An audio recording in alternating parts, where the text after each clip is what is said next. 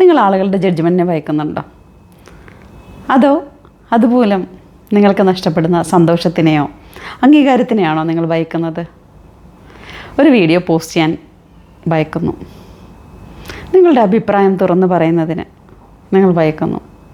അപ്പോൾ ഏതെങ്കിലും ഒരു ആക്ഷൻ എടുക്കുന്നതിന് മറ്റുള്ളവർ ജഡ്ജ് ചെയ്യുമോ എന്നുള്ള ഭയം നിങ്ങൾക്കുണ്ട് അല്ലേ? എങ്കിൽ ഞാൻ ഒരു കാര്യം പറയാം. നിങ്ങൾ നല്ലത് ചെയ്താലും, നിങ്ങൾ വിജയിച്ചാലും, നിങ്ങൾ പരാജയപ്പെട്ടാലും ആളുകൾ നിങ്ങളെ ജഡ്ജ് ചെയ്യും. അപ്പോൾ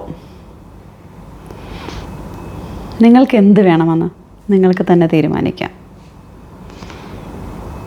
നമ്മൾ ഈ ഭൂമിയിലേക്ക് വന്നതിന് ഒരു റീസണുണ്ട്.